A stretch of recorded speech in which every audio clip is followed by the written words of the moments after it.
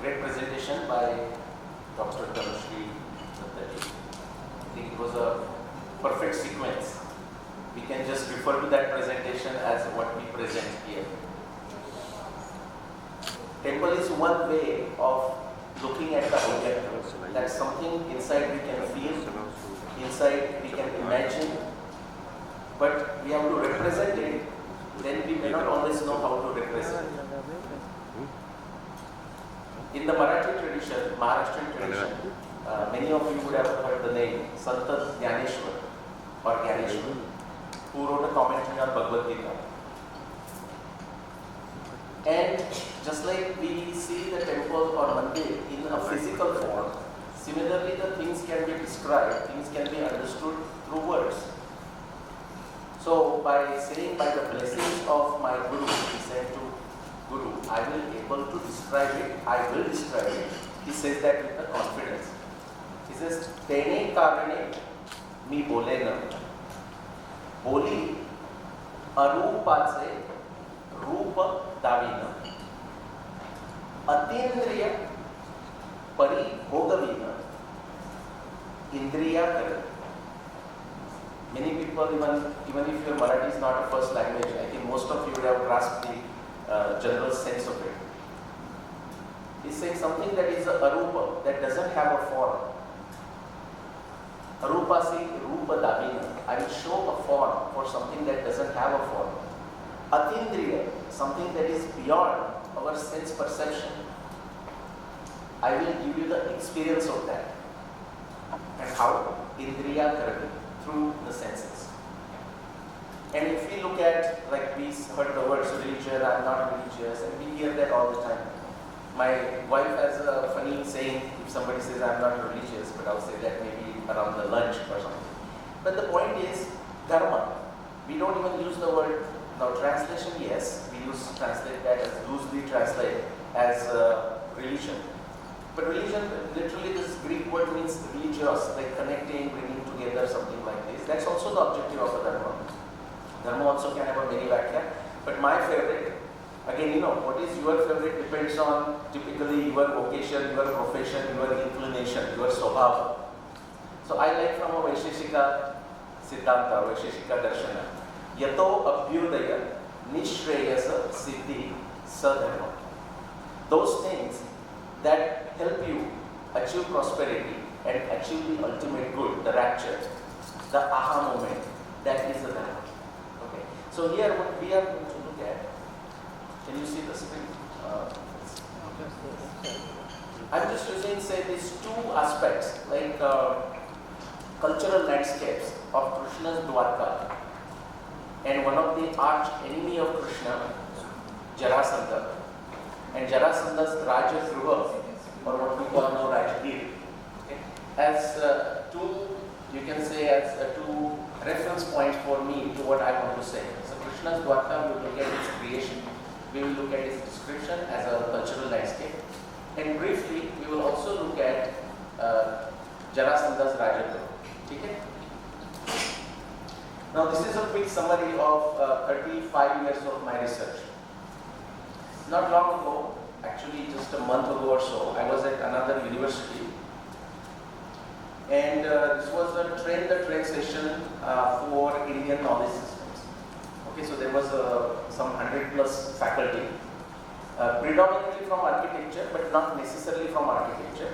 They were from arts and other areas. And a speaker before me, what she showed, like as a timeline, because we are seeing a timeline there, just so that everyone becomes familiar. In my presentation, most part, if a graph shows up or a diagram shows up and there is something, the horizontal axis is always the axis of time. So this is trying to exploration of that arupa through time, place, and the context. So the horizontal line that you see is the axis of time, where it says today is where we are today, 21st century. If you go back, you see the zero. Okay, that zero is the reference point in which every one of us tell our birth year. If I say, what is your birth year? Somebody says, say 1970. They are referring to that zero as the 0 point. Okay, the starting of Gregorian or Julian. And everyone understands, like the reference to minus k, minus 5k. K means 1000. So minus 5k is 5000 BCE, that is like more than 7000 years ago. 10k, minus 10k is 10,000 BCE, 15,000 BCE and so on. So that university, a speaker before me, she presented a chart like this, a chart of Bharatiya civilization. And it began at 1700 BCE. So you can you try to put where the 1700 BCE would be? Between that minus 5k and 0 somewhere.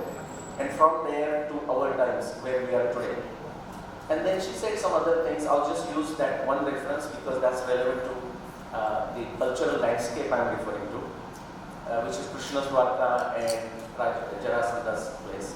She said, we can absolutely say that the Mahabharata and Ramayana, they were composed, they were written, whatever you want to call it, not even a year before 400 BCE and not a year after 400 CE.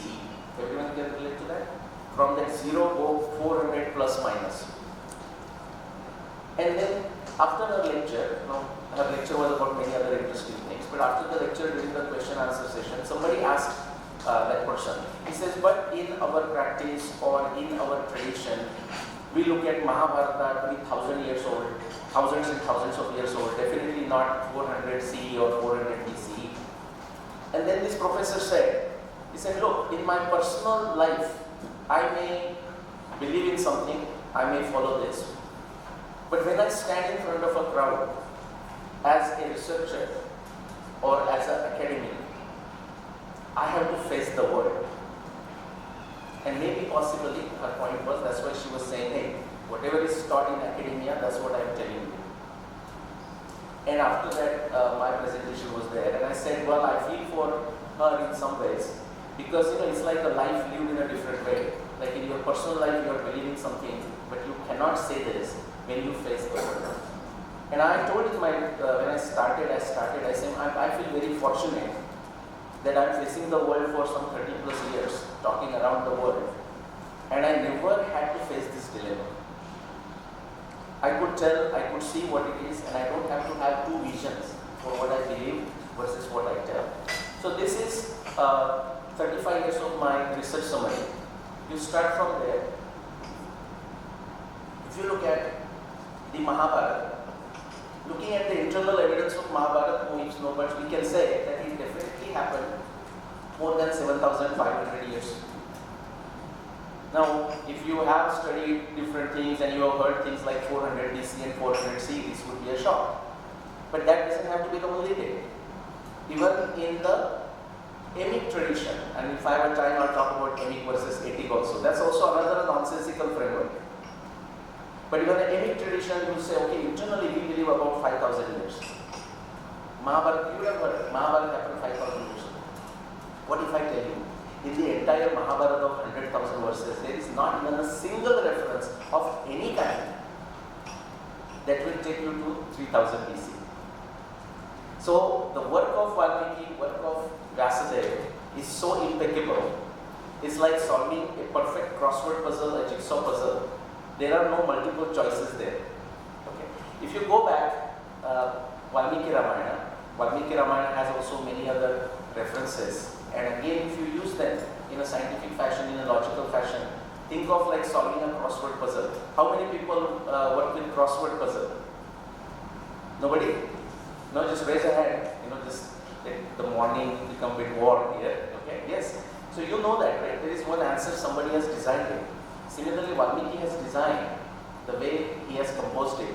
Vyasadeva has designed the way he has composed it. It is a crossword puzzle. Just like a mandir is designed, it's not a random coincidence the way it is there. It is a crossword puzzle, and you have to almost like decipher it, what it is. That's how we solve the crossword puzzle. You will get the timing for Ramayana more than 14,000 years. And both Ramayana and Mahabharata talk of Veda and all four Vedas. So definitely we know they are before that.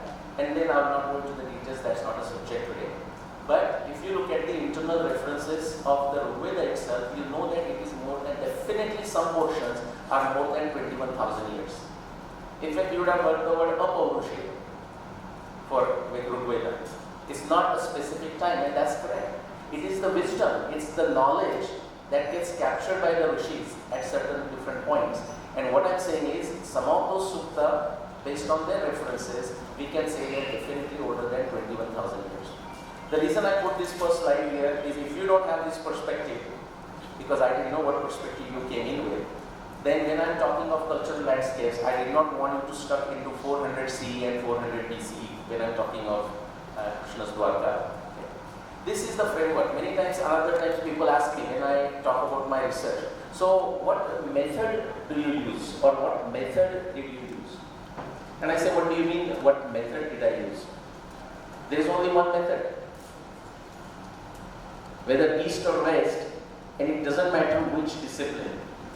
And there are many others who are going to present the papers, and hopefully we have a time to discuss. I hope the group is such a wonderful size that everyone can get the chance to talk to everyone, and hopefully everyone takes advantage of that. This is the method.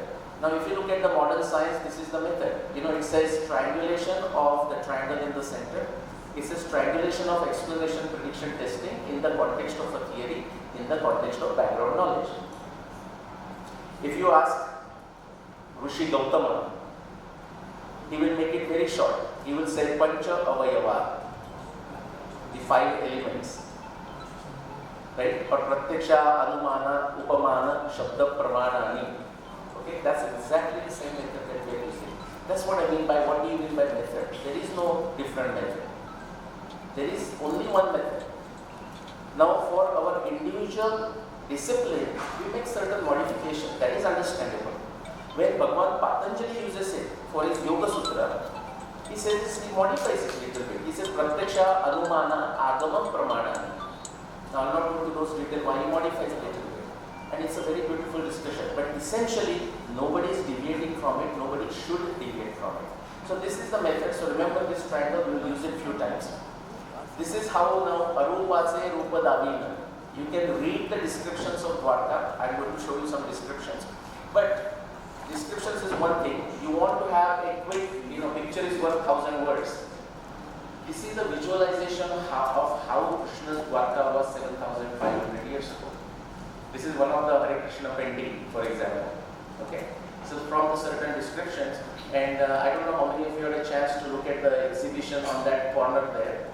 I don't know. You can talk to Dr. Tanisha ji and say what you have in mind, and she can put it on a paper. That's been told to me. So very interesting. You can do that. So this is visual look. It kind of gives you an idea. Now from a physical perspective, because we want to know the time, place and circumstances, the context. So if you want to know the physical location, now today if you go, how many of you have visited Krishna Mandir in Dwarka? Okay. So the Krishna Mandir in Dwarka that you visited, of course that was a great thing, okay? And those who have not should visit it too. But that is not Krishna's Dwarka. Because Krishna's Dwarka is inside the water now. How many of you knew that? Okay. And how many of you know where it is? See, that is where our research helps us. If you want to know where it is, I'm going to give you some guidelines. How many of you are good swimmers? Very good. Okay, we have some. We can follow her. We have to have a good swimming skills. I'm jokingly saying it. But if you are going to Somnath, imagine going to Somnath, then you face that Dhruva Stamba, many of you would have seen that. So that's like facing the west. And then, so you are facing west, south is to you are 90 degree. And imagine like going 45 degree approximately. Nairutya, that is the direction. And now, take a deep breath, stretch your arms, jump into the water, and like swim for about 10, 15 to 20 kilometers inside in that direction. That is where I am showing you the arrow there. Oh, you don't see that. Do you see that? Yes. Okay. That is where Krishna's Dwarka is, or was. Now, how old is Krishna's Dwarka? Well, of course, that's only 7,500 years old. Remember what I said, it's only 7,500 years old. But the history of that area actually goes back in deep antiquity. Frankly, we don't know how old. We are only going to talk about the evidence that we have. We are not going to talk about the evidence that we do not have. Nyaya Darshan says, Pramana Taschartha Pratipatte. If you are making a point, you can only make a point with the evidence. So we will talk about the evidence that we have, but that's not necessarily the limit of it. There can be more, we just don't know about it. So what evidence we are looking at? For example, if you go back to Srimad Bhagavad and look at the context for a Dwarka, I'll make a chart for you so you don't have to read that Sanskrit verse there. Vaivashvata Manu had many sons. One of his sons was Sharyati. And just will come to our point, he had many sons. One of his son was Anartha. That's why you might have heard the Anartha kingdom in a Janapadas. That is that Anartha coming from. And you might have heard Revatak mountain. Okay, that is coming from King Revata. And this King Revata, long time ago, long time before Krishna, long time before Ramayana, long time before Bhagavana, he built a place on this west coast, what we call today Gujarat. And the place's name is called Kushasthali. So there's a long history to that. Now how old it is, we really don't know, as I said. So it's perfectly okay to say, I don't know. We don't have to have an answer to everything. In fact, we don't have an answer to much of the reality that is out there. Only by luck, okay, and efforts and tapasya, and when all things come together, occasionally, just like centrifugal, thing is thrown out. We get a glimpse of the truth. So the evidence that we have found, archaeology evidence, goes back to about 30,000 years. Okay, so we know that something was there. Now, was it Kushasthali? We truly don't know. We know that some human presence was there, some human construction was there. That's all we know.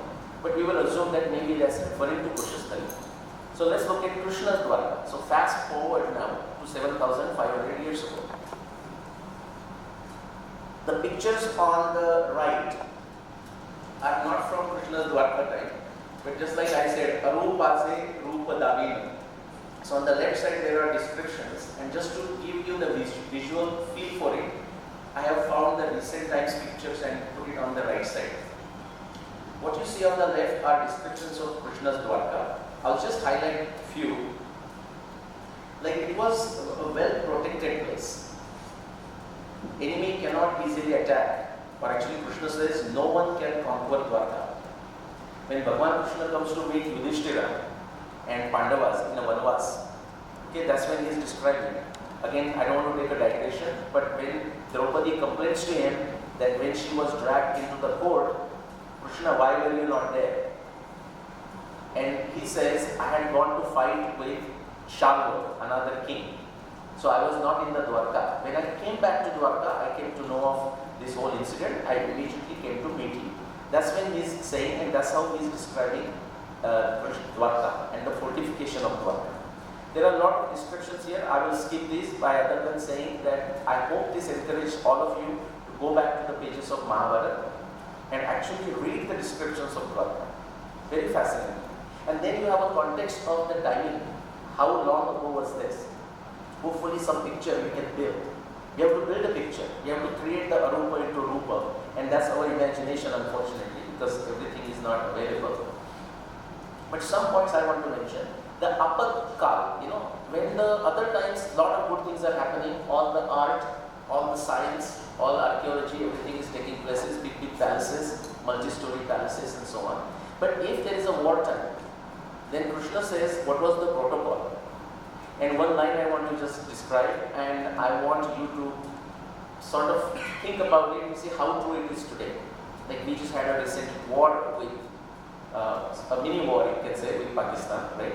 And we have this periodically, but one protocol that Bhagavan Krishna mentions, so this is the softer side of it. Yes, there are structures, but our culture is also a living way, physical way. He says one of the protocol is if there is a apatkal, which is to say a wartime, let's say. The first thing they did is, otherwise it's a very cultural place, lots of good things are happening, dances and dramas and whatnot. But the first thing Krishna says we do at Dwarka, this is how we do it, he says, Anartascha tatha sarve nata nartaka gayana. All the dancers, all the artists are removed from the city of Dwarka. Okay? And why? I'll just encourage you to read through the lines. You can even see that today. Like, suddenly the Pahalgam happens, and I'm ashamed to say some of the Marathi actors, they just go to Pahalgam and say some nonsense. Okay? The artist's loyalty can come into the question. They may not necessarily have the sense that is required in the Yuddha, the Shatrubodh, the Atmabodh, that comes into the picture. So they are removed the first place from Dwarka. That time they have no role to play. Something else, during that time, anybody living Dwarka, because Dwarka was like an island, it had bridges connecting the land, and anybody living Dwarka had to show Aadhaar card. Well, I'm just making an Aadhaar card, a certain identification, and anyone who wants to enter Dwarka also had to show that Aadhaar card. Okay, so these are some of the protocols. It had a great fortification. I'll skip fast through that. Some of you other visual pictures, because we need this, okay, to visualize. This is a Bangladeshi artist, okay, a Bangladeshi Muslim artist living in UK, my good friend, and it is his vision of Krishna's Dwarka. Okay, so I'll show some pictures. He said, Nilesh, do you like this? I said, yeah, but if there is a crescent moon, that would be nice. And then I said, if there is a full moon, that would be nice too. So these are all his additions, just like Dr. Tanisha can do that too here, by the way. So I just said it, so I'll not repeat the two protocols. I thought I'll bring it out. Now, how do we know that it's 7,500 years old? Because the context is important. That tells us, can I trust this description? Or if I cannot trust the description, what it could have been when we look at the fortification of Dwarka or the cultural norms and so on. So this is that triangle that I said. So for example, my journey began in 1994 with one shlok from Mahabharata. That was like an enigma. I said, this doesn't make sense, astronomically speaking. Again, that's not a subject, so I'm not going there. Now famous as AV observation. So then I thought like I'll figure this out in a couple of weeks, in 15 days. Then it took me 15 years to figure this out. But the outcome was very wonderful. It said, just that one verse, that if what Vasudeva is saying is correct, then the Mahabharata war is only possible between those two dates. Do you see the dates there on the website? It has to be between 10,248 BCE, after that date, or before 4636 BCE. Then I said, could this be just a coincidence?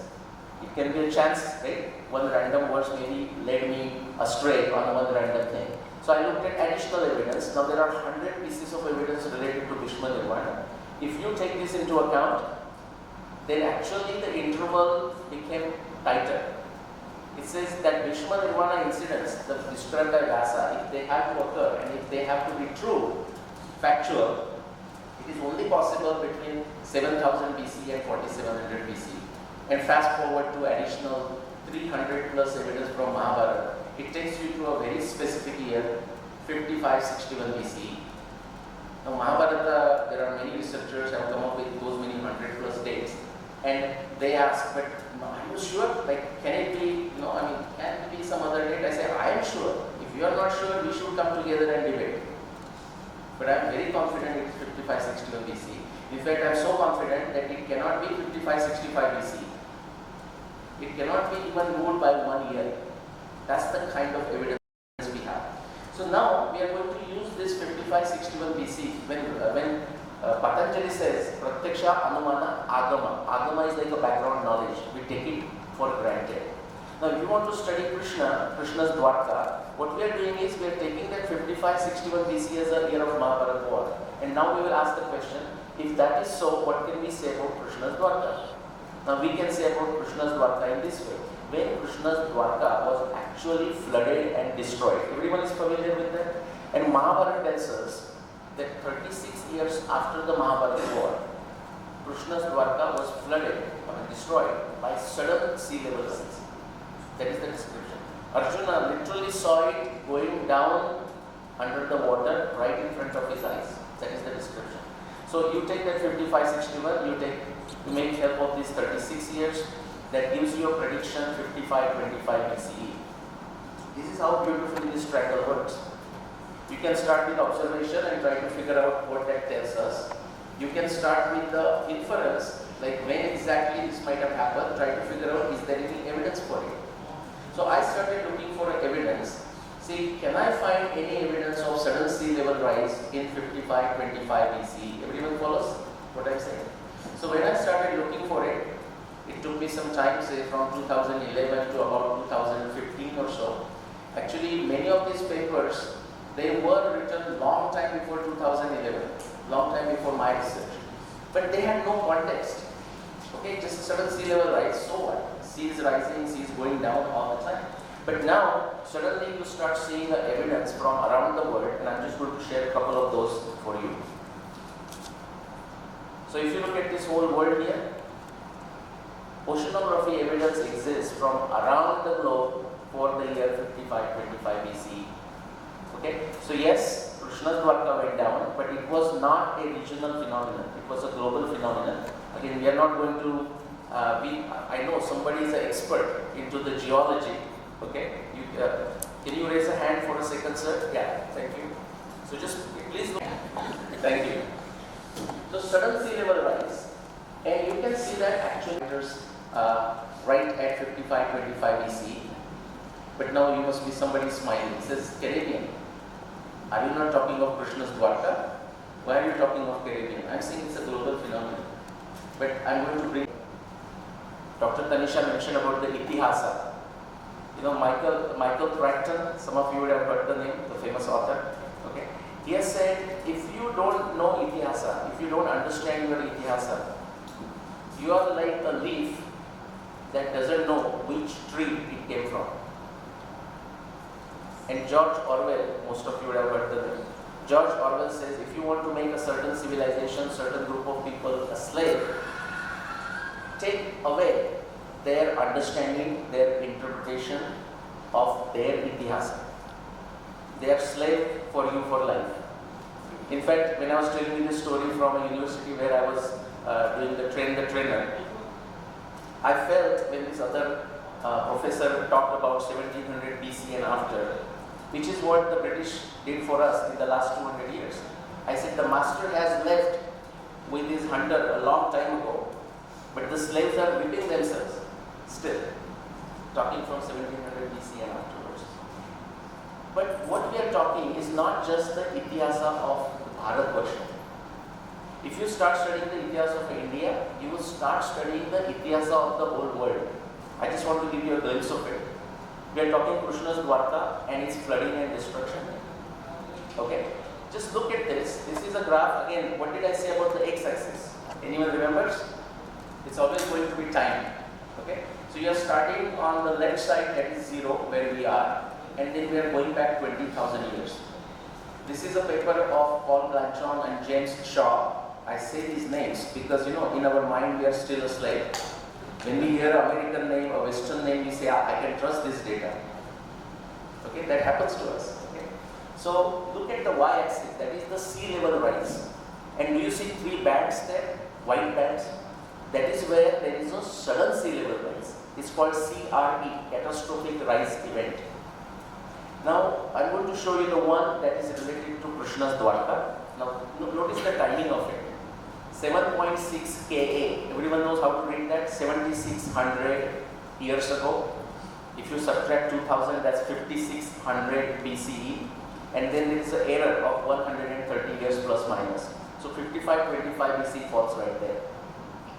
There was a sudden sea level rise of 6.5 meters. But something else I want to show you, and therefore I am showing you this chart. Do you see CRE2? Everyone sees that, the middle band, middle white band. Now I'm going to ask you the question. If you know the answers, I can connect you with the rest of the world history. Otherwise, we'll just skip this. How many of you have heard the place called Atlantis? Atlantis? Very good. What else do you know about it? We come to know of Atlantis because of Plato. Okay, in a couple of his books like the Tiamis and other books he has written about it. Do you know what Plato said about the timing of Atlantis? Plato writes in Tiamis that Atlantis went underwater again, just like Dwarka, because of sudden sea level rise, and he says 9,000 years before his time. The person who told him, told Plato, said 9,000 years before our time. Now our time meaning Plato's time. Plato's time is what? 500 BCE, right? So what? 2,500 years ago? Add to that 9,000. Can you help me? 11,500 years ago? Do you see the number there? 11.5 Ka. sudden sea level rise. Basically, data, once you start relating to our ICTAAS context, we start understanding the world ICTAAS context. By luck. Just because you want to know the answer to some question doesn't mean there will be answers. As a researchers, we are beggars. And beggars cannot be choosy. But sometimes our luck comes and somebody puts a 500 rupees note in our hand. Something like this. Okay? So actually you can see this, and because of time I don't want to go there, but you can relate that also to Ravana's Lanka disappearing. If you go further to CRE 1, 14.2, okay, that also will match with 12,209 BC. But let me go on. This evidence is around the world. If you go to Turkey, the Istanbul, you see the same evidence. In fact, Black Sea, everyone has heard of Black Sea and the top there. The Black Sea simply did not exist as a saltwater sea until 5525 BC. This is a work of Ryan and Pittman, two Columbia geologists. With 9 different parameters, they showed how exactly it happened 5525 BC, a sudden one, where the water from the Mediterranean, because sea level has gone up everywhere, a lot of water has come in. That Mediterranean water is pushing the Aegean Sea, the Sea of Marmara, eventually pushes the Bosphorus channel and starts falling on the other side meaning the north side. And practically instantaneously the Black Sea is formed. Okay, again a global phenomenon. But you are still must be wondering, where is Krishna's Dwarka and evidence? Well, right here. This is the west coast of India, and this is paper of Zarin's from about 1998 or so. So I'm going to draw the lines as a small graph. But this, from the left, those two lines is that the middle of 6th millennium BC. And again, the time axis is the time, x-axis is time, y-axis is the sea level rise. I don't know if you can see the line, maybe a bit harder to see. So you can trust me what I'm saying. And I can give you the PowerPoint afterwards. Okay. Suddenly, sea level rise of about 23 meters. How many of you are from Mumbai or Kolkata proper, you know? Here we don't have to worry, but those people should be scared. 23 meters sudden sea level rise. That's exactly what happened 7,500 years ago. That explains why Krishna's Dwarka was gone. But while I'm talking of cultural landscapes, let me bring 2 more cultural landscapes just for a minute. How many of you have heard of Dholavira and Lothal? How many of you have gone there? Okay, very nice. So I'm going to ask you some questions now. Is there a sea there right now? Ocean next to it? No. Okay, but there was an ocean. They would have told you that there were 4 ports, right? Dholavira, Lothal. If you go in Tamil Nadu to Mayuram, like the Kaveri Delta, the Mayuram is now inside the land about 10-15 kilometers. What if I tell you all these places became ports around 55-25 BC? Now can you see in that graph, that is the people close to it, the horizontal line that says MSL means sea level. That is the sea level today. But about, 7,000 years ago, when the sea level suddenly rose, the water level did not stay where it is today. Actually, it went up by average of plus 3 meters. Do you see that? Let me see if I can go here. And it stayed that way for the next 2,000 to 3,000 years. And after that, if you notice, then the water is coming down and it is sort of adjusting itself and it is where it is today. Then plus 3 meters going up and staying there that way for the next 2,000, 3,000 years explains why Mayuram, Dholavira and Lothal were ports. Again, if you start studying our ICTAAS, the Ramayana and Mahabharata, it will tell you about the world ICTAAS, but it will also tell you about our recent ICTAAS, like Dholavira and Lothal. Alright. And the evidence that you see is also from the Mayuram area, Tamil Nadu area. This is a work of Professor Ramaswamy, 2020. Now I mentioned the timing because if we had this conference, let's say 6 years ago, then I did not have this data. The research area is changing that fast, and we better put our belt on, and start traveling at aeroplane's speed to catch up with what is happening around the world, and not get stuck with 1700 BCE and 400 BCE. World is moving very fast. This in fact we have an evidence of navigation evidence. Yato abhyudaya nishreyas siddhi sadharma, I said. The prosperity, how did India become prosperous? Art, technology, science, agriculture, commerce, navigation. Now people say, okay, where is the evidence of navigation? Because anything we have to look to the west, either to America, either to France or Greece or Rome. Otherwise nothing can exist. Even there is a utter foolishness that is going on for last 100 years, that Indian astronomy came from a Greek astronomy. Other than saying it's nonsense and stupidity, there is no word. I'm being very polite when I say this. I'm extremely polite when I say this. Similarly with the navigation, we have evidence going back to 20,000 years, and that's not to say there is no evidence before that. We just don't have a physical evidence of it. Why? Because the water levels were going down, and then the water comes up, certain evidence gets destroyed. But still we can find evidence going back to 20,000 years. And see, this is how the water is coming in, up. Remember, you saw last 20,000 years water is just coming up. And so they built a port inside. When that was destroyed, they built another port. When that was destroyed around 10,000 years ago, they built another port. Now that third port, P3, that was destroyed exactly in 5525 BCE. Now it was such a sudden sea level rise, we saw that 23 meters, that not only the third port was destroyed, but water came ingressing inside. That's what you're seeing there, high tide, so to say, coming inside 50 kilometers. The place there is a minor, and that's what became a port, which is an inland right now. And over the next 7,000 years, actually water is going backwards, receding. Water is going towards the ocean. And that's actually, you can see the evidence too. It went to Sri Kali, then it went to Sri Nangur. So Sri Kali was also a port, Nangur was also a port, and now Pumpuhar, if you have been to Pumpuhar. So what I took you in last 1 minute is a navigation history of India of 20,000 years. Okay? That's what the pictures do. That's what the mandir can also do. Right? Arupa se Rupa Davi. This is how a lot of evidence is there around the world. Let me just quickly move to Jarasandha's Rajgate. Okay, I have like 5 minutes. I'll quickly go through that. Same timing. Now look at the descriptions. Anyone been to Rajgate? Now I have not been to Rajgate yet. Very good. Thank you. Now some of the description, I don't know what you see today, because the time is a great equalizer. It bulldozes places and clears the places. But at least what we know that is there in the Mahabharata, I'm going to read it to you. This is what the Rajgiri is. And I'll not read everything, but do pay attention to the verses I'm quoting from Mahabharata War Happen. This place is surrounded by 5 mountains. That's what it is saying. It is giving the names of those mountains.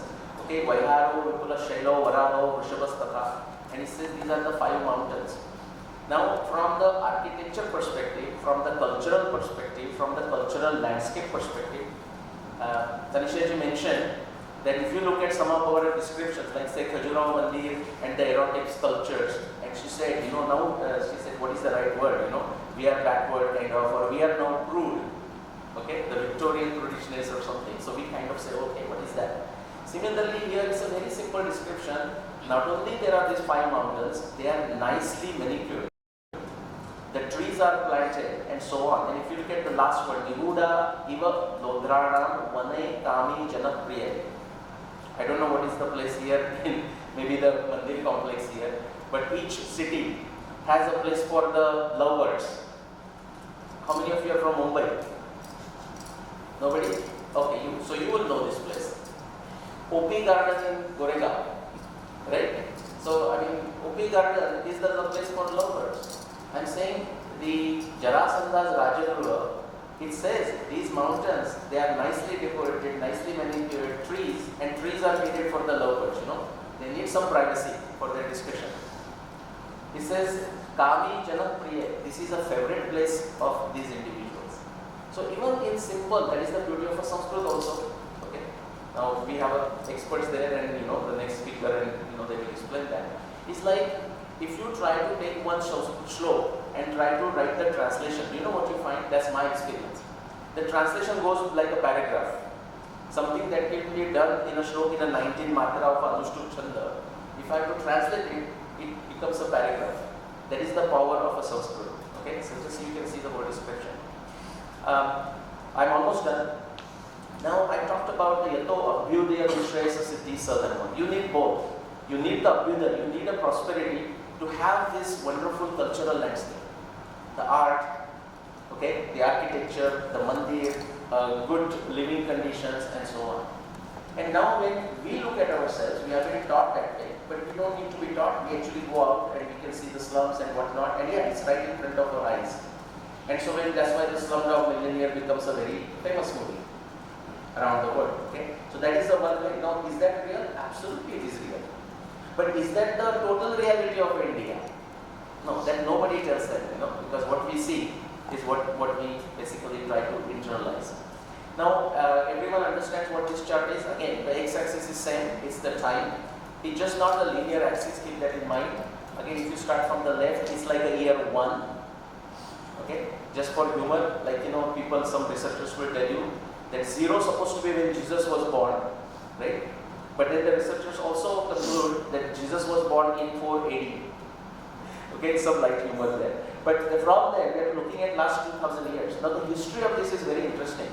World Bank commissioned a Flemish finance expert to say, hey, we understand the GDP, that's a relatively recent concept, last 500 years and so on. But what was the nature of a prosperity? What was the nature? What these different countries were doing if we go back in the past? So they gave this task to one guy named Byron, okay, from Belgium.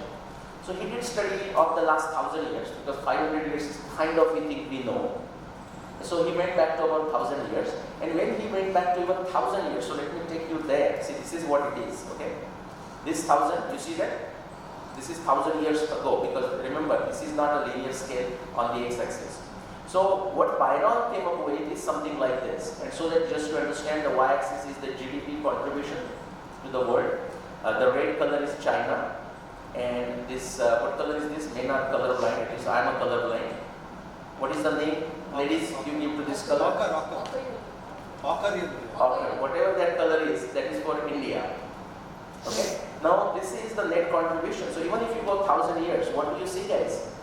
The total world contribution of prosperity measured by the modern index of GDP, okay, we'll just use that because that's what we have, is about 40%. 40%. So 60 minus 20. Are you following what I'm saying? Just imagine that. And of course, where it is today, like today as in like 2008, you can see how small it is. So when Byron came up with this outcome, as you know, the World Bank did not like it. That's not what necessarily they wanted to see. So World Bank is around the world supposedly, but you know who had the control or who has the control. So America sanctioned another study. This time they said, let's try the local guy, Angus Madison. How many of you have heard the name? Angus Madison. So they commissioned Angus Madison to perform this study. Angus Madison actually went further back for 2000 years, from our times to 2000 years. And actually the picture gets better and better. And what was causing this? Remember, agriculture, science, technology. We could drill a hole into a stone. We could perform dental surgeries. Okay, we have evidence of it, performance of dental surgery filling, going back to 9000 years in India. And let me assure you, this paper is written by a non-Indian, so you can comfortably trust that information. Okay, same thing. Navigation, commerce, that's why this is happening. So I'm leaving it to your imagination as to taking this backward, extrapolating backwards to see what kind of prosperity Mahabharata times may have or Ramayana times may have. In fact, just the last point, what is this whole idea between the Krishna's Dwarka, or why Krishna moved from Mathura to Dwarka? The reason is Jarasandha. It is his ancestral place. Mathura is also Krishna's ancestral place, and so is Dwarka, the Kushasthana. Okay, because that is that disciplic succession, the generation, the genealogy. But after Bhagwan Krishna killed Kamsa, the problem started. Because Kamsa was married to daughters of Jarasandha. So naturally they were upset. And the prosperity of Mathura was mainly through the Ganga river, Yamuna, going to Ganga and the Bay of Bengal and rest of the world. Because Saraswati, if you go 7,500 years ago, it was no longer meeting the ocean. Vinashan was already formed. Okay, so there has to be a lot of more cost of transporting the goods and so on. So that is one reason. So now Krishna continued, and if you read Mahabharata, Krishna says, now as soon as you make Krishna as a only Bhagwan, and Bhagwan cannot lose a battle, then we have wrong information coming into Harivamsha, but also Bhagavad Purana. Exactly, they took the same sentence and turned it upside down. But if you read Mahabharata, Bhagwan Krishna is telling Yudhishthira, when they are plotting, making a strategy how to kill Jarasandha, he says Jarasandha defeated us 17 times. Okay? And why there is a fight? Of course Jarasandha is angry, but Krishna's business cannot continue. It's like a toll naka. Okay? Like if you look at the location of Jarasandha's place, he has a control over a Ganga. Okay? And he can choose, no, your truck cannot go through, your boat cannot go through. So finally they have made this decision and they come down to Dwarka. They established this whole place, beautiful place, fortification and all this. And you must have heard Krishna's Dwarka was a very prosperous place for precisely this reason. Even Jarasandha's Rajagruha was extremely prosperous place for the same reason. He was collecting lots of toll. Okay. So now you have to just go back and try to extrapolate what it is. So again the point I want to make it is, don't just go by what you see. There is a lot more that you have to do, try to imagine what it is. Just to give you a simple example, if we fast forward to 2000 years ago, like the China Wall, how many of you have been to Great Wall of China? Again, a fascinating one. And then it has been built and rebuilt and renovated and added things over a long period of time, over 1,000 years or so, from 2,000 years to about 1,000 years and maybe even afterwards, okay? Lots of it, I mean, I just showed you one picture just to show you the basic formation, but beautiful sections, some of the things were added and so on. Now, if you go back to Ramayana 14,000 years ago, and people say Ramayana describes 7-story buildings, and people say, how is that possible? Whatever the timing, the timing is fixed, but whether people accept that or not. But old times, how is this possible? Therefore, I'm just giving you a way to think. If you go to Yemen, again, definitely a place worth visiting when the war is not going on. Okay? But this is now UNESCO site. I mean, I found it extremely fascinating. They have preserved it very well. And even when they restore some of their existing structures, they do it in the same way, just like we do it, the architecture way of controlling it. But there are these multi-story buildings, adobe structures, simply out of mud and lime. I said simply, but it doesn't have to be simple. Actually, the mud can do magical things. Okay, just the right way of combining, right way of doing things. So actually, it's possible. Just don't reject outright, because your mind is not capable of imagining it. Okay, don't just outrightly reject it. Fast forward to about 1,000 years. Again, we are going to see a beautiful complex here, but this is Konark Surya Mandir. Okay. Now what it tells us historically, it was built in like a 12th or 13th century. But do you know something? By the time of 15th century it was renovated, and guess again, by 1700 years it was actually almost gone. There were trees and bushes and shrubs and all that. It could not be even recognized. So when Peshwas had gone all the way to Odisha, and something, I don't know what was happening, they were clearing up something, and suddenly they realized, oh my God, it is a huge temple. And there was again a renovation. My point is, something that was built about 8 centuries ago can get completely gone, destroyed by additional 300 centuries. Then they rebuilt it, again it can be gone in 200 centuries. So just like, looking, where is the evidence? Where is the evidence? That's the right question. But there is no point asking others. You have to actually go and search for the evidence, and then you are going to find it. Quickly, last point, emic versus etic. As I said already, I made my point. Like that also we take pride. Oh, let's look at from an emic perspective. But what is emic perspective? Even the emic versus etic is a framework given by the foreigners to make us slaves. So usually it is told emic is emotional, the internal is emotional, and etic is very objective. Utter nonsense. There cannot be any other word. Actually, the etic, the outside perspective, is extremely agenda driven. Outside perspective is not same as objective perspective. Okay, but that is the misunderstanding we have. Just the last slide.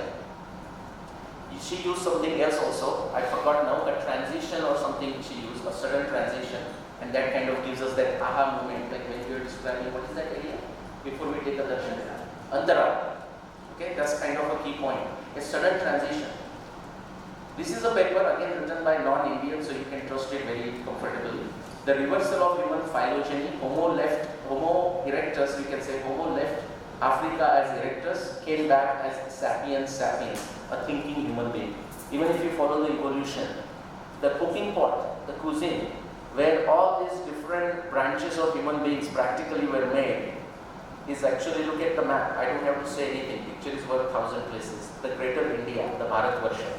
And from there you can see the lineages going out to every part of the world. That is not to say that they are local, not people, but they got mixed with this. The idea I want to give you is this, what she said, a transition. If you don't understand the transition, you miss the whole point. This is from Bhagavad Purana, this is from Mahabharata, where a sage is telling, I'll tell you this whole genealogy, the history. He starts with, this is the beauty. Purana also, they always start with the creation, the whole cosmos. Your point was, you sometimes cover something very fast or something like this. I will listen to your lecture again, and I remember that I will use it in a very abrupt way and give that transition. This is what they are doing. It starts with the Prajapati, how the creation happened, and just watch the line. So you are saying, it says Prajapatishu Dakshasya, he says Bharatasya Kuru, so Bharata's genealogy, Kuru genealogy, Ajameda, which is Ikshvaku. I am going to tell you all of this. He says that. Now follow the next verse. He says this Manu had, one of these Manu, Daksha, had 50 daughters. Listen carefully. 50 daughters. Now you said, okay, I am going to hear about the Kurus and Yadus and Ikshvakus. Okay, we know those. And he says those 50 daughters. He gave 10 to Dharma.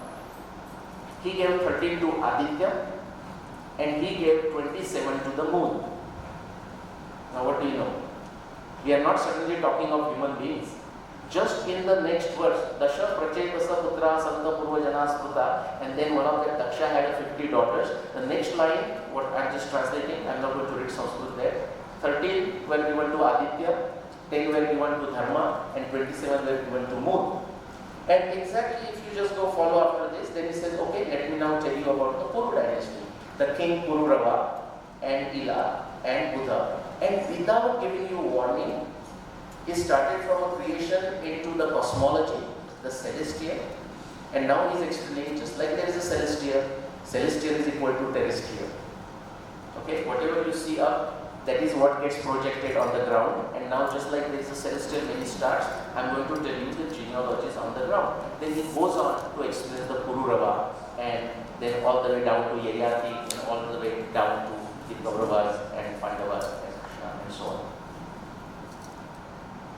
I think I want to say something more than what John Dominic Crossan says. My point once again is not that those ancient people told literal stories and we are now smart enough to take them symbolically, but that they told them symbolically and we are now dumb enough to take them literally. But we have to go one step further, which is to say sometime our text, ICTAAS or otherwise, they are telling literal things. Other times they are telling symbolical things. It is for us to have the intellect to decide which is symbolical, which is literal. Okay.